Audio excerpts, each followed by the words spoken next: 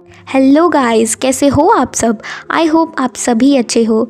मैं लेकर आ गई हूँ एक न्यू ड्रामा जो कि ट्विस्ट एंड टर्न से भरा हुआ है। विदाउट वेस्टिंग टाइम चलिए शुरू करते हैं। ड्रामा की शुरुआत में हम एक हैंडसम लड़के को देखते हैं जो कि एक एंटरप्रेन्योर है और यही है हमारे ड्रामे का मेन लीड जिसका नाम जाओ है। और ये एक सीक्रेट रूम करके गेम तैयार कर रहा है जो कि बहुत ही ज़्यादा फेमस होने वाला है। और ये बहुत ही एटीट्यूड वाला बंदा है और स्माइल तो इसके फेस से कोसों दूर रहती है और ये किसी को भाव भी नहीं देता है, हालांकि ये बहुत फेमस है। और यहाँ पर हम देखते हैं कि जाओ से मिलने उसकी स्कूल टाइम की क्रश आती है। अब जाहिर सी बात है कि जाओ बहुत फेमस है तो इंटरव्यू तो होंगे ही। यहाँ पर सुनियान उससे इंटरव्यू देने के लिए पूछती है, पर वो तो बिल्कुल खड़ूस एक्स की तरह वहाँ से बिना कुछ कहे चला जाता है। बेचारी सुनियान गिर भी जाती है पर वो उसे देखता तक नहीं है। और यहाँ पर जाओ की एंट्री ऑफिस में एकदम धांसू दिखाई जाती है। आफ्टर दैट वो फाइल उठाता है जो कि फिश टैंक से लग जाती है और वो मछली बेचारी बाहर गिर जाती है, पर वो उसे पलटकर देखता तक नहीं है।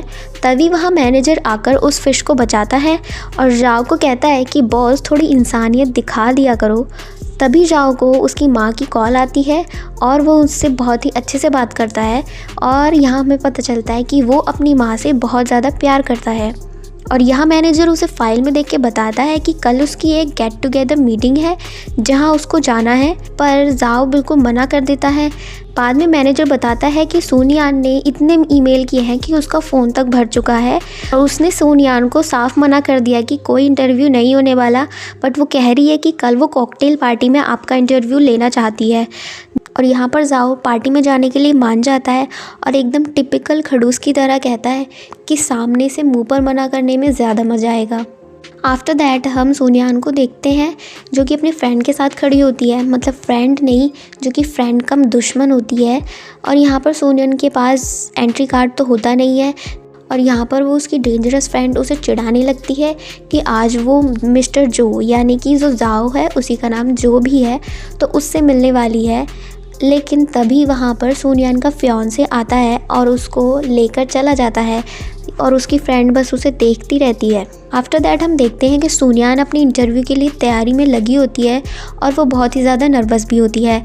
तभी सोनियान का फियांसे उसके लिए कोल्ड ड्रिंक लाता है, लेकिन वो फ्रेंड मोहतरमा जल्दी से अपना अल्कोहल वाला ड्रिंक कोल्ड ड्रिंक से बदल देती है जिसे सोनियान पीने लगती है। और उसे पीने के बाद सोनियान अपना दिमागी संतुलन तो खो ही बैठती है और वो स्टेज पर जाकर जाओ को सॉरी कहती है और वो कहने लगती है कि जो लव लेटर तुमने लिखा था उसमें हालांकि बहुत सारी गलती थी, बट मैं नहीं चाहती थी कि कोई भी उसे देखे और ये सब मैंने नहीं किया, ये सब मेरी गलती नहीं है और ये सब भी हो ही रहा था। और यहाँ जाओ मैनेजर को कहता है कि इससे ज़्यादा कुछ और हो तुम यहाँ से लेकर जाओ वरना ये मेरी इज्जत का फालूदा बना देगी। और वहाँ से जाने से पहले जाओ भी गुस्से में आकर ड्रिंक कर लेता है, हालांकि वो उसको मैनेज नहीं कर पाता। अगली सुबह सोनियान की आँख खुलती है तो वो देखती है कि वो एक होटल में है और उसके बगल में जाओ लेटा होता है और उसे कल रात के सीन के बारे में कुछ भी याद नहीं होता और वो एक दूसरे को देखकर तो डर ही जाते हैं। और यहाँ पर सोनियान जाओ को सॉरी कहती है और कहती है कि ये सब उसके दिमाग के संतुलन बिगड़ गया था उसकी वजह से हुआ है और वो जाओ से इंटरव्यू के लिए 2-3 मिनट मांगने लगती है तभी। और यहाँ पर जाओ एक ट्रिक खेलता है और कहता है कि वो जाओ नहीं है बल्कि उसका ट्विन ब्रदर लू जिंगयान है। इस बात पर सोनियान तो बिल्कुल बिलीव नहीं करती है, वो कहती है कि जाओ तुम मुझसे झूठ मत बोलो। बट यहाँ पर जाओ कहता है कि अगर तुम्हें लग रहा है कि मैं झूठ बोल रहा हूँ तो तुम मेरे भाई के ऑफिस में फ़ोन करके पूछ सकती हो। तो यहाँ पर जाओ फ़ोन लगाता है और उसका फ़ोन मैनेजर उठाता है और वो ही बोलता है कि यस आई एम जाओ, क्या बात है। और इतना ही सुनकर सोनियान तो समझ जाती है कि हाँ ये सही कह रहा है। यहाँ पर सोनियान अपने आप को क्लैरिफाई करते हुए कहती है कि कल रात वो थोड़ी टल्ली हो गई थी और उसने जाओ को बिल्कुल टच नहीं किया है। वैसे भी ये बात छोड़ो और रात गई तो बात गई। और वो ये बोलते हुए आगे कहती है क्या तुम मेरी हेल्प कर सकते हो जाओ को इंटरव्यू के लिए कन्विंस करने में। जिस पर लू उसे छेड़ते हुए कहता है इस बारे में मैं सोचता हूँ और वो इतना कहकर वहाँ से निकल जाता है। तभी सुनयान देखती है कि उसने एक और सीन क्रिएट कर दिया है।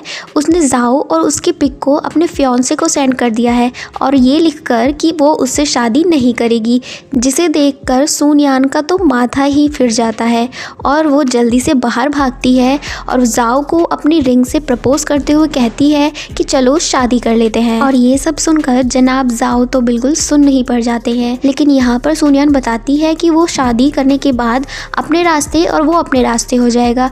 ये शादी तो उसे बस अपनी मॉम को दिखाने के लिए करनी है, क्योंकि वो आगे अपनी पढ़ाई कंटिन्यू करना चाहती है और उसकी मॉम ने कहा है कि अब बड़ी होगी तो शादी वादी कर ले, वो अपना करियर बनाने के लिए सब कुछ कर सकती है।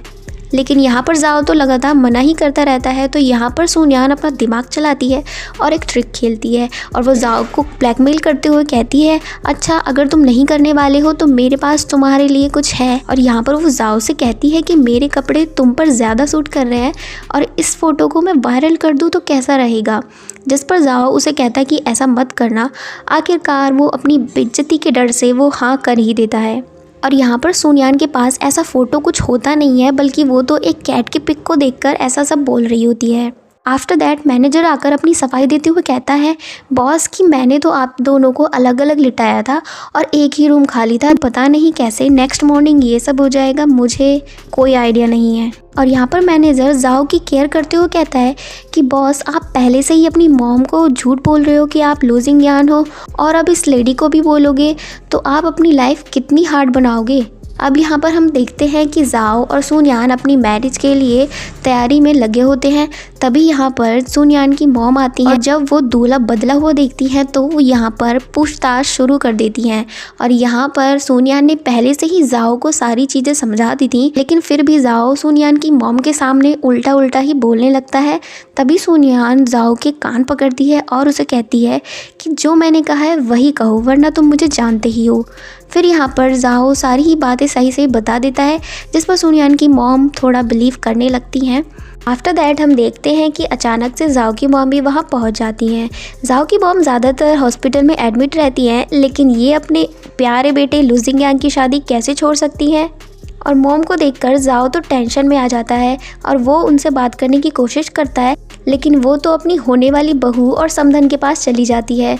और यहाँ इन्हें 2 मिनट भी नहीं लगते और ये दोनों समधन एकदम सखी सहेली बन जाती हैं और कहने लगती हैं, देखो तो इन दोनों की जोड़ी कितनी प्यारी लग रही है। इसके बाद दोनों ब्राइड एंड ग्रूम की एकदम धमाकेदार एंट्री होती है और यहाँ पर ये दोनों बहुत ही क्यूट लग रहे होते हैं।